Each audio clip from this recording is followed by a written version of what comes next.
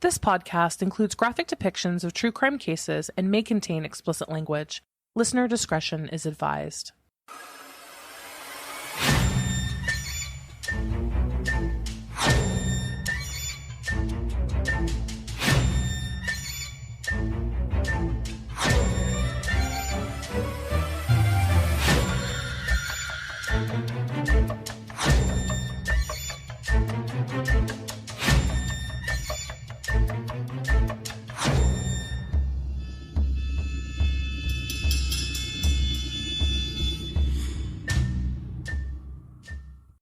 Hello, everyone, and welcome to a new episode of We Saw the Devil. This is Robin. And this is Jackie. And today's episode is one of increasing political significance and one that actually impacted us pretty deeply. I find this actually to be a really emotional case, especially with her sisters involved. We are doing the story of Vanessa Guillen, the Fort Hood soldier who went missing at the end of April.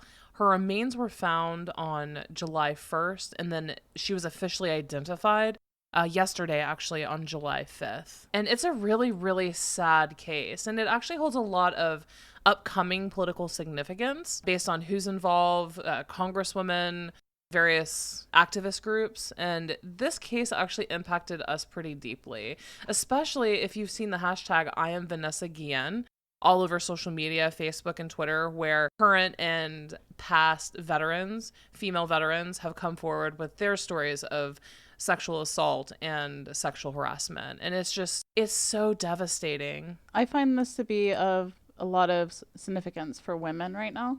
I'm hoping that a lot of reform and change comes for a lot of the policies. As a former service member, I can tell you that SHARP probably is not the best way to go about it, and having internal investigations within the chain of command. Mm-hmm. And I think that having an external investigation performed when someone does report sexual harassment would be a game changer. Absolutely. It would have saved her life, probably. Mm-hmm. Absolutely. Most likely would have. So we are going to tell the story of Vanessa Guillen. Before we do that, though, just a couple items on the housekeeping front. Don't forget, you can find us on Facebook at We Saw the Devil, Twitter at We Saw the Devil, Instagram at We Saw the Devil Podcast, and obviously our website is WeSawTheDevil.com. If you have any questions, concerns, complaints, or compliments, always welcome, you can email us at WeSawTheDevil@gmail.com. From there, one last piece of news. So Patreon, we would love your support. We love your support. We do. We love each and every one of our patrons. Exciting news on that front. We are just starting a book club, and we have a lot of people interested in doing it with us. Yeah, we're all going to read books together and discuss them, and it's going to be so much fun. Mm-hmm. I've never actually been involved in a book club before, have you? I have not, and this one is in honor against, shall I say, Chad Daybell, because if you recall, Chad Daybell says that Oprah is the darkest, most evil spirit walking the planet. So we are officially calling ourselves the What Would Oprah Do Book Club. Yes. And our first book is going to be I'll Be Gone in the Dark by Michelle McNamara, where she chronicles her search and hunt for the Golden State Killer, as she named him, Joseph James D'Angelo, who has also been in the news recently quite a bit. Especially with the charges coming to light and victims being able to get their sweet justice finally. Mm-hmm. Indeed. So if you are interested in joining our book club, check out our Patreon. Also, with that, our postcards that are going out today. So we have a case of the month, and what we do is we send out a postcard from the city that particular case takes place in. We send it out to our Patreons, and then everyone guesses what the case is going to be, and then we air that Patreon-only episode. Wait, what? Did you just fail to mention that people win prizes? They do. So we have started where if you guess the case that we're covering based on the postcard and a clue, you get a $5 Amazon gift card. Check us out on Patreon. You can get cool stuff like stickers and merch. We do random gifts for some tiers. So one month you may get a coloring book, another you may get a DVD. It's a fun time. Had by all. You know what I love? I love that we have such a wide array of a group of people and individuals that are huge participators, and everyone gets to discuss what they want to hear, like the questions that they have about the Lori Vallow case or anything, and then special access to ad-free and our afterthoughts episodes. So check us out on Patreon and see if there's a tier for you.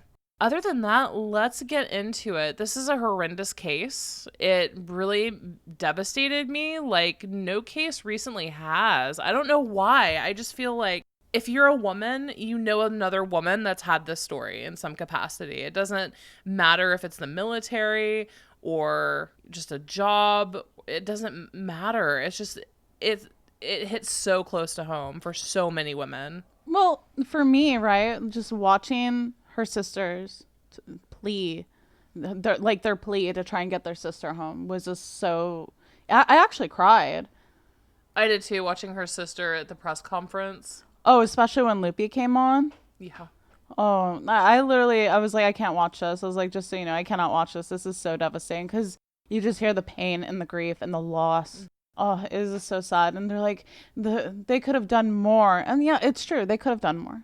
Well, let's get into it. So, Vanessa Guillen was born on September 30th, 1999 in Houston, Texas. She was born to Rogelio Guillen and Gloria Guillen. She had two sisters, Myra and Guadalupe, also known as Loopy. She graduated from Cesar E. Chavez High School in 2018, and right after graduating, she joined the Army.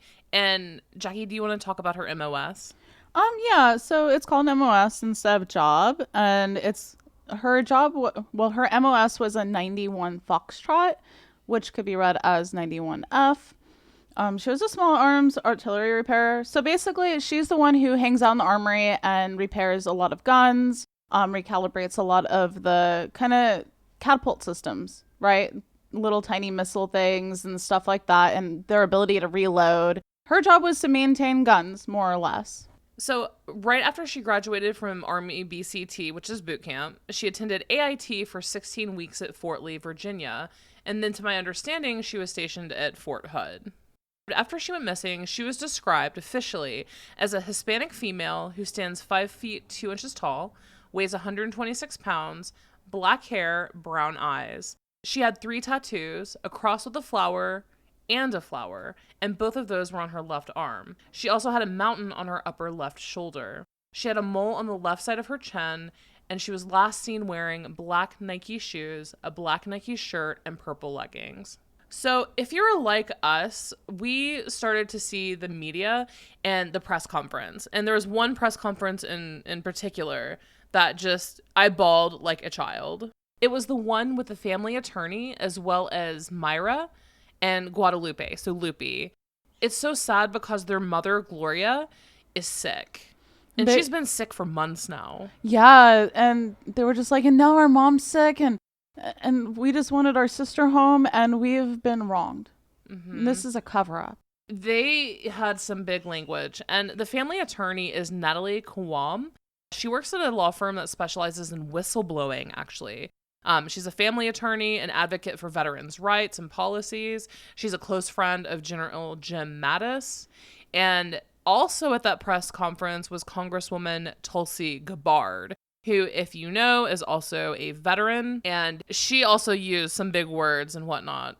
Apparently this case, because of how many sexual assaults take place within the military with no actual fair way to report without fear of retaliation, this case is going to change a lot of laws, my friends.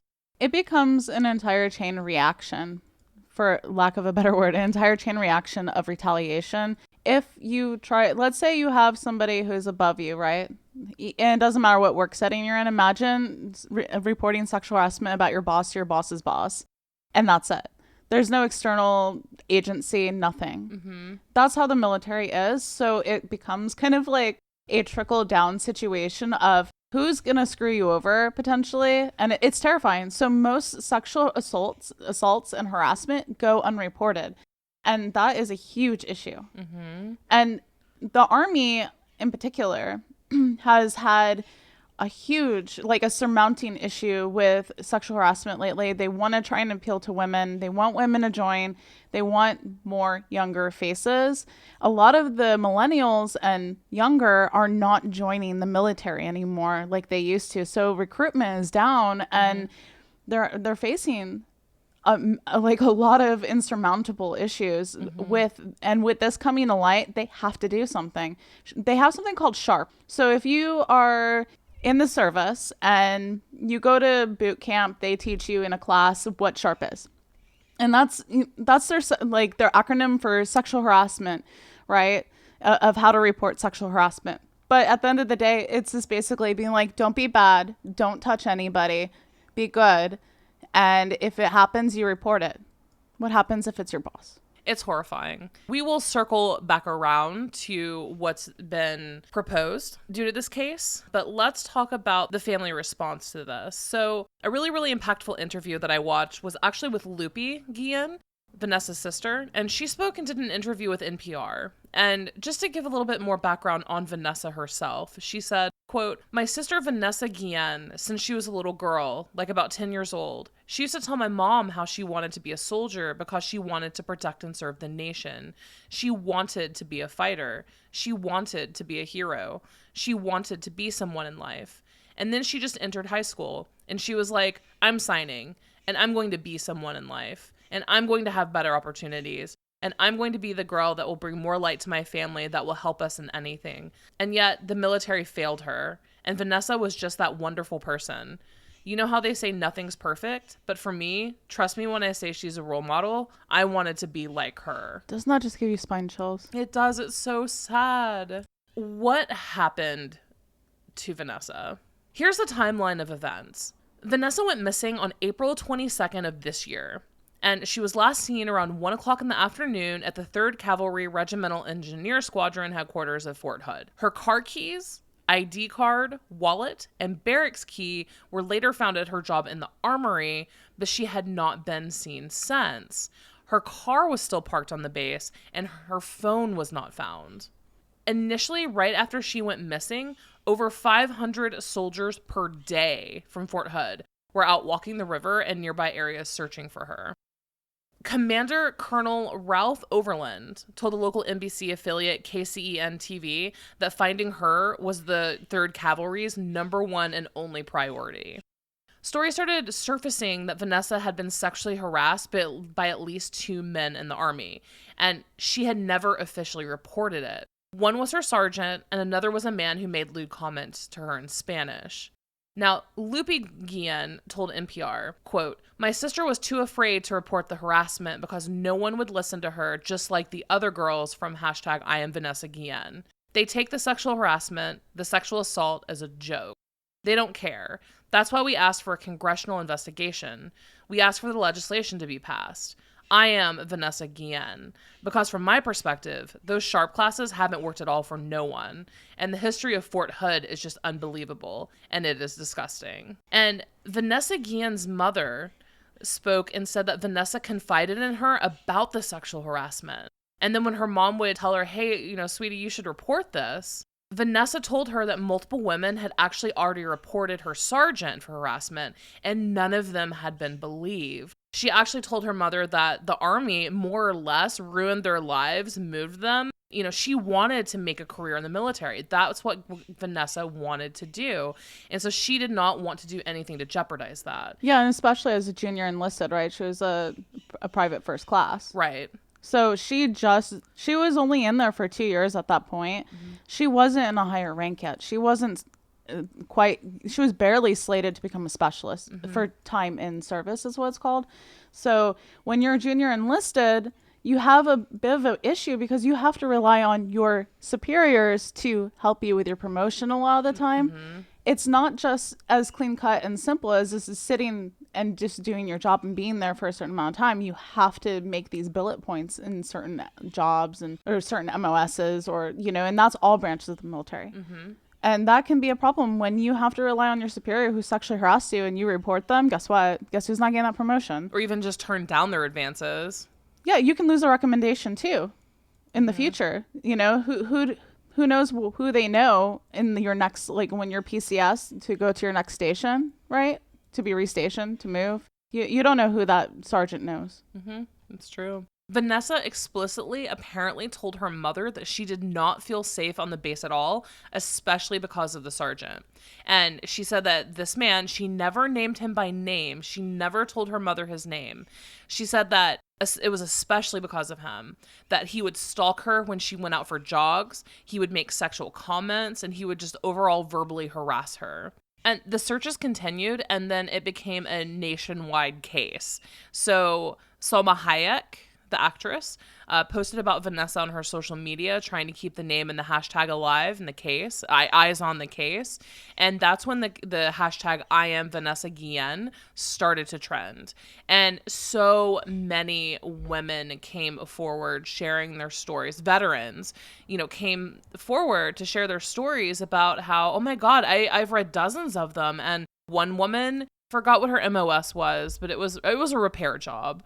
And she was gang raped by 3 men, had semen inside of her from 2 men, vaginal tearing, broken fingernails, scratches, the whole bit, and nothing happened. Nothing happened whatsoever. Everything was swept under the rug, and they made her life a living hell.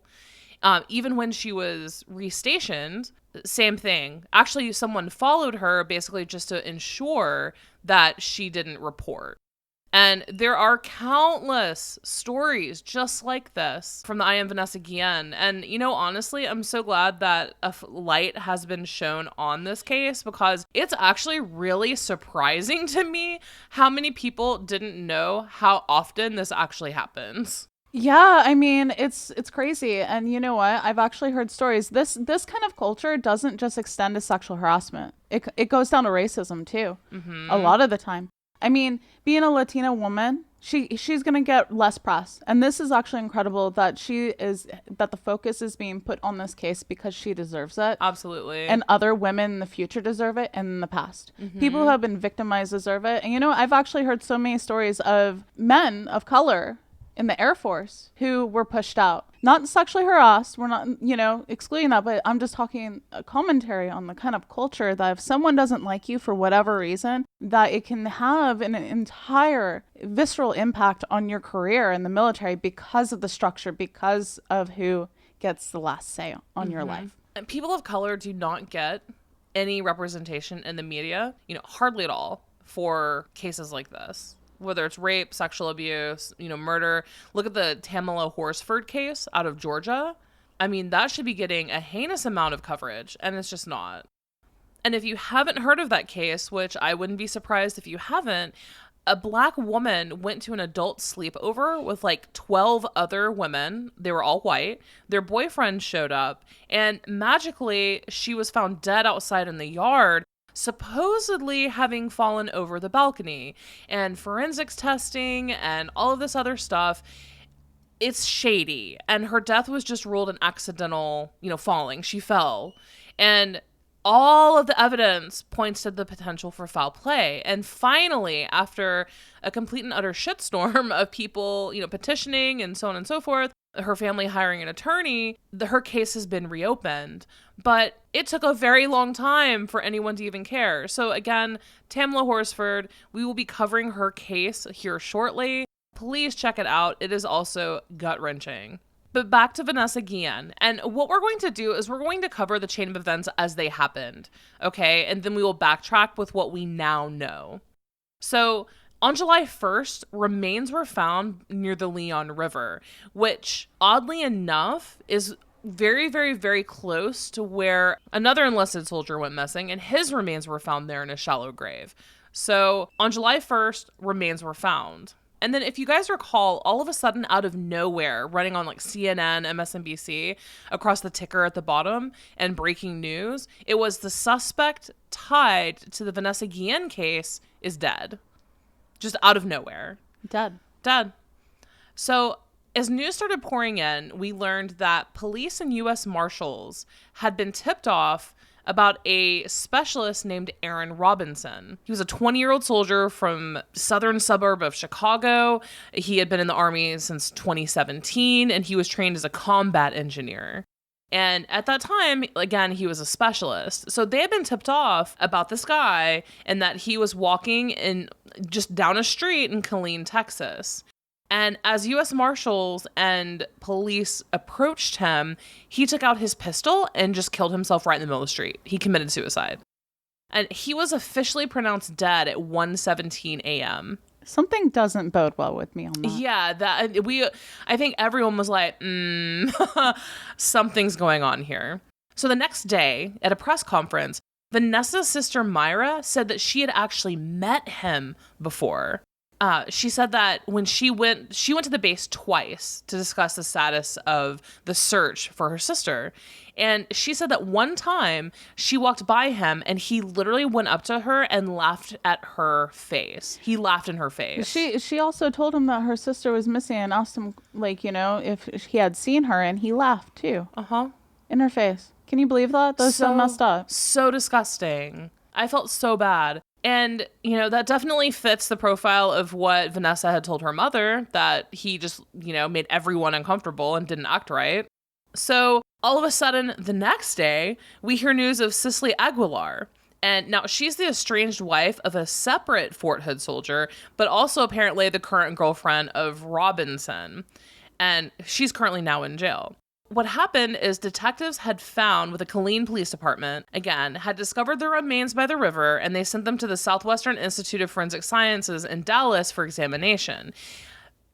And that is why yesterday, July 5th, the remains came back 100% ID for Vanessa Guillen. So as of yesterday, it was official, it was her. Both the FBI and Fort Hood currently have active investigations underway with this. So what do we know currently? What happened and why did Vanessa Guillen go missing at the end of April? And why was she found on the 1st and officially ID'd yesterday? So apparently, Aaron Robinson was a specialist, and Vanessa Guillen had a very particular run-in with him. Per the family attorney, Vanessa was, quote, taking a shower, and he walked in on her and sat down. What a creep. She was creeped out as one would be, end of quote. How disgusting. The story goes, and this is also from the family attorney, that Guillen and Robinson, they both worked in the armory. And Guillen came in that day and confronted Robinson about him having an affair with Cicely Aguilar. She saw Robinson's phone and saw a picture of Aguilar. And so she confronted him. She was like, hey, you're having an affair. They apparently argued back and forth over it, and then Robinson picked up a hammer and bludgeoned her to death. And he left blood apparently all over the armory room. I have a question for you. Uh-huh. How is he having an affair?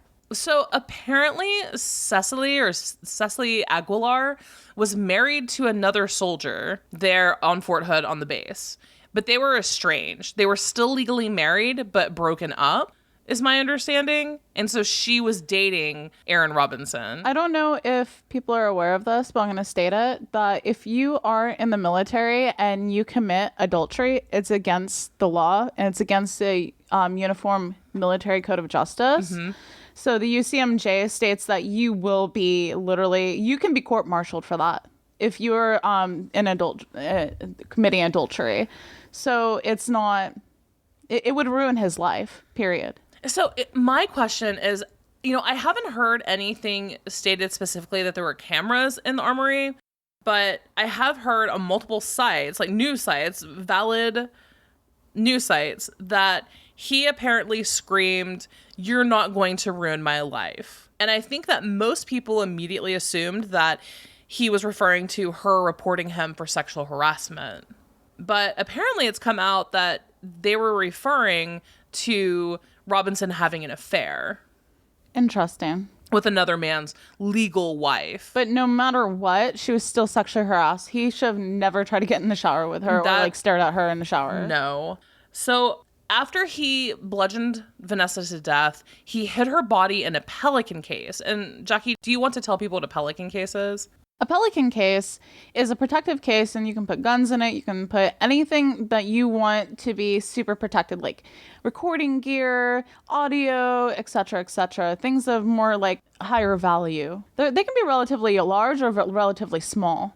But they're hefty. Yeah. And it also appears that someone saw Robinson have a lot of problems putting a pelican case into his car shortly thereafter. Like, he was struggling getting it into his car. So investigators believe that he bludgeoned her to death in the armory, put her into a pelican case, and then loaded the pelican case into his car. What a pathetic man. So long story short, now this information has been coming out in dribbles over the last couple of days. But what we found out yesterday is that Cecily Aguilar, the woman who was having an affair with Robinson, actually on June 30th was interviewed by police and confessed everything. What? She confessed all of it. So on the June 30th, everyone knew what had happened. Here is the criminal complaint and Aguilar's confession to investigators. I'm just going to read through these 3 points. So number 13 on the criminal complaint. About 8:30 p.m. June 30th, Aguilar was interviewed and admitted that Specialist Robinson told her that on April 22nd, he struck a female soldier in the head with a hammer multiple times at his arms room, killing her on Fort Hood. Affiant knows that this arms room is located within the special maritime and territorial jurisdiction of the United States and in an area of exclusive federal jurisdiction. Aguilar advised the female soldier never made it out of the army alive. Meaning, and she was referring by army, she meant Fort Hood. So Vanessa Guillen was killed in the armory and never made it off of the base while she was still alive. Specialist Robinson then placed her in a box and moved the box to a location near the Leon River in Belton, Texas. On the evening of April 22nd, 2020, or the early morning of April 23rd, Specialist Robinson picked Aguilar up at the gas station she worked at and took her out to the site near the Leon River and near a bridge. A box with wheels and handles was already at this site. Specialist Robinson walked Aguilar over to the woods and opened up a box for Aguilar, and she saw a dead female inside the box. Aguilar, on a later date, identified the dead female as Vanessa Guillen. And then point 15. How did she even react to a dead body in a box and not be like, what are you doing? Well, we'll get here on this point, and we will learn exactly how she reacted. Oh, God. So, number 15, to more easily dispose of and to conceal the body of the dead female, Specialist Robinson and Aguilar proceeded to dismember the dead female's body. They used a hatchet or axe and a machete-type knife. They removed the limbs and the head from the body. Specialist Robinson and Aguilar attempted to burn the body. However, the body would not burn completely. They placed the dead female in 3 separate holes and covered up the remains. Apparently, after they dismembered Vanessa's body, they went and they returned to the site with cement, and then they put a layer of cement and buried the remains in 3 separate holes, completely filled up and covered in cement. And then they placed rocks on top, right? And then placed rocks on top. Then, after doing all of that, they went home, disposed of everything, and burned their clothes. It makes sense that he was an engineer. He had access to cement and stuff, probably. Mm-hmm. Or, the ability to know how to make it. Yeah. Oh. And what was so chilling to me and so terrifying and sad is that one of the members of law enforcement who was on the scene and saw her body said that they actually walked over her gravesite multiple times and had no idea. Apparently, he did a really good job at camouflaging to make sure there was no settlement of the ground, to make it obvious that there was anything buried there, which is sick.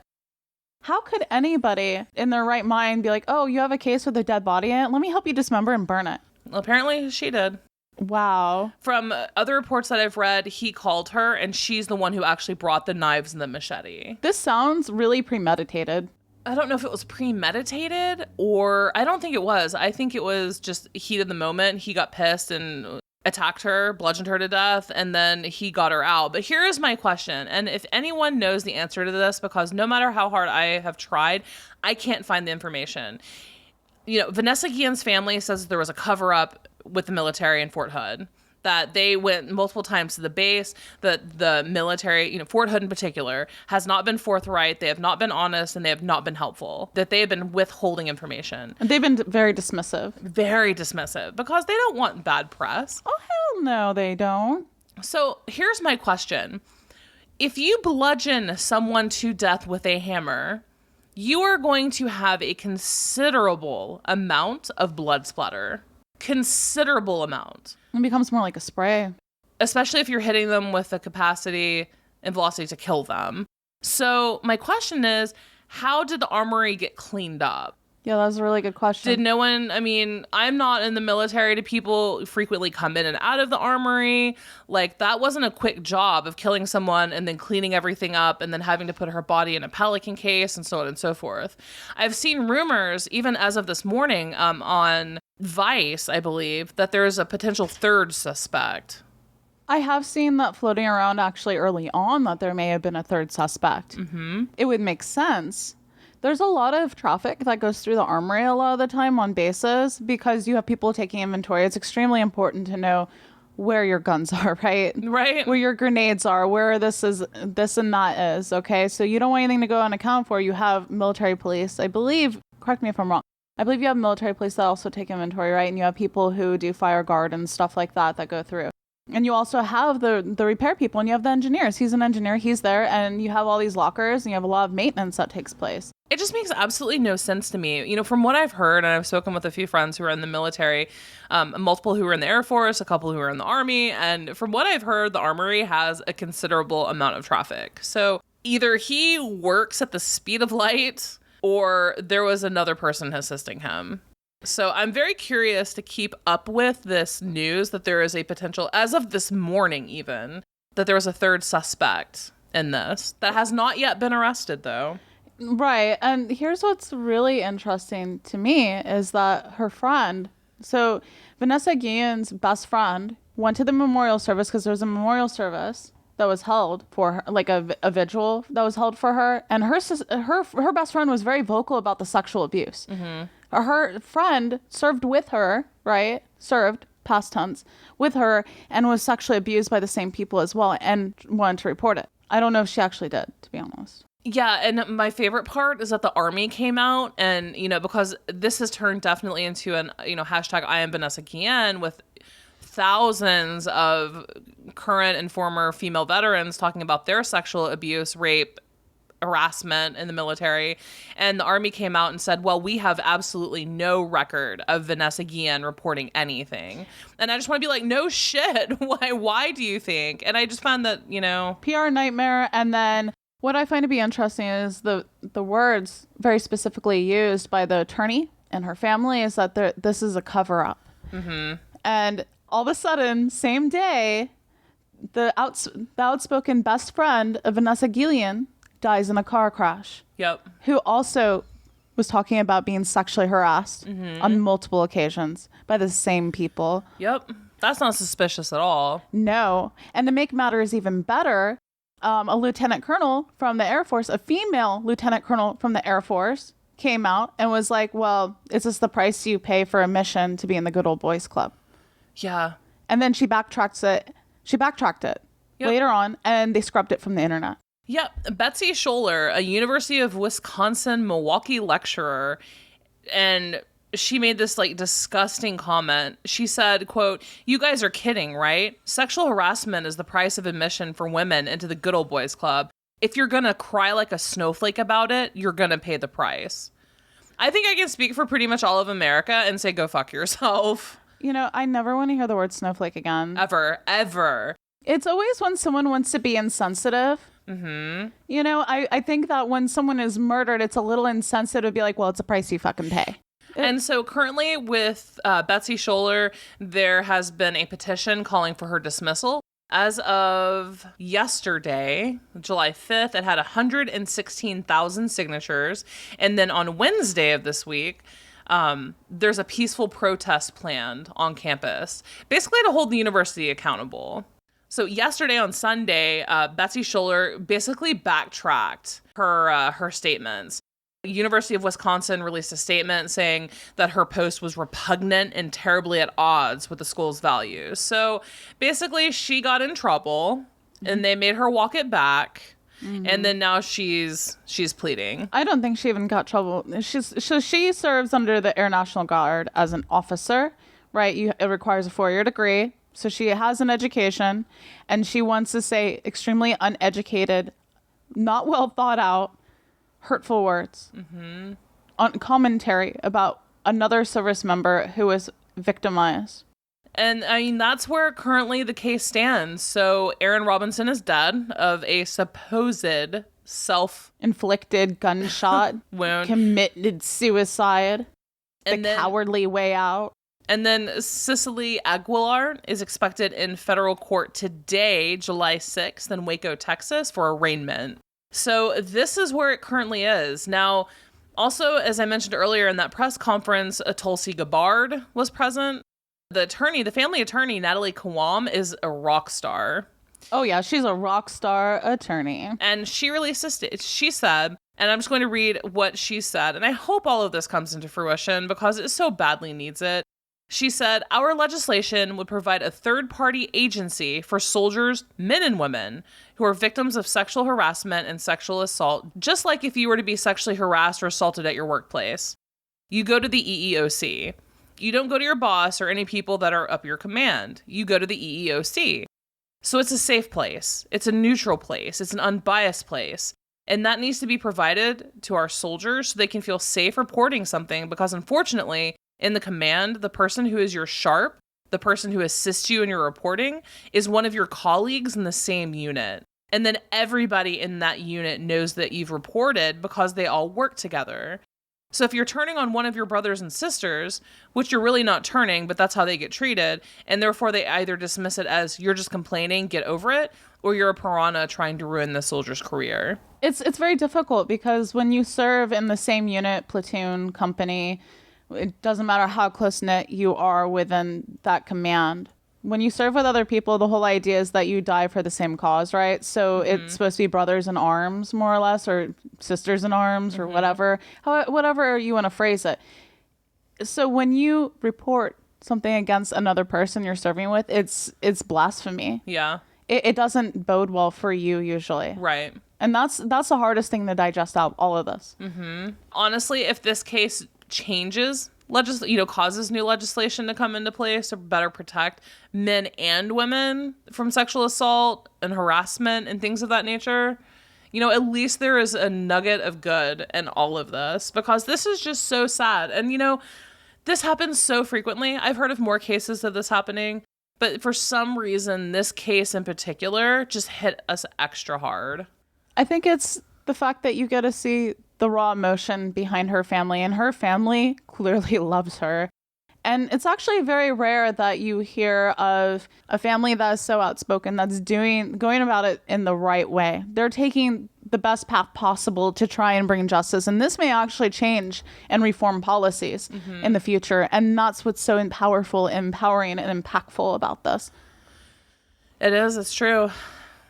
So currently, the only loose end on this is a potential cover-up from Fort Hood. Yeah, like, what the hell with the car crash? The car crash, the suicide. I mean, I guess time will tell on that. No loose ends. Yeah. Vanessa Guillen's family and her attorney even Tulsi Gabbard said it was a cover-up. Oh, yeah, she's all about that. And you know what? I bet she knows people who are sexual harassed, or maybe even herself. I mean, I don't think that she's a perfect politician. There's no perfect politician. No one likes politicians at the end of the day. But this has been her issue for a long time. Oh, yeah. And it's incredible that she's actually taken this under her wing. Mm-hmm. It's a big deal.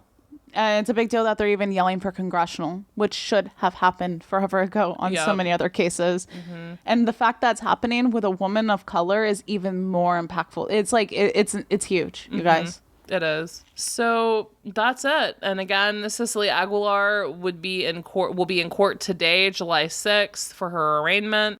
And if you are interested in, courts and trials and things of that nature, she's the only, I guess, defendant left in this case. She's the only loose end that's left. Yep. Anybody who has a voice, at least. It's true. So that's it for our episode on Vanessa Guillen, you guys. Thank you very much for listening. We will be back later this week with our next episode of the Lori Vallow introductory series. So with the next episode, we are going to be doing a Chad Daybell episode. Rewind. Yeah, rewinding back and trying to fill you in on information if you're new to the case, if you've been lightly following it and you don't live it 24 hours a day like we do. We're going to give you some background information and try to start filling all of those gaps. Or maybe they do live it every day and they just want to rehear it all over again. Yeah. And hey, more power to you. Yeah. So that'll be coming out later this week. And then also, don't forget, you can support us on Patreon. If you like the show and want to back us, that's patreon.com/We Saw the Devil. Come read I'll Be Gone in the Dark with us in our What Would Oprah Do book club. What would Oprah do? What would Oprah do? And beyond that, postcards again went out today. So get in now and get your postcard for this month. It's going to be a crazy case. This one actually hits close to home. Yeah, I actually knew the victim. So Jackie's going to be sharing pictures. So yeah, Nancy Grace even covered it, just to give a little hint. Check us out on Patreon. You can find us on Facebook at We Saw the Devil, Twitter at We Saw the Devil, Instagram at We Saw the Devil Podcast. And again, we love your sweet, sweet emails. You can email us at wesawthedevil@gmail.com, especially if you have something in the Lori Vallow case pertaining this week to Chad Daybell. If you have questions about Chad Daybell or want us to, cover a particular part of his life or he's terrible. Anyway, what's our name again? I kind of didn't catch that. Right. What are we called? We Saw the Devil. We Saw the Devil. Until next crime.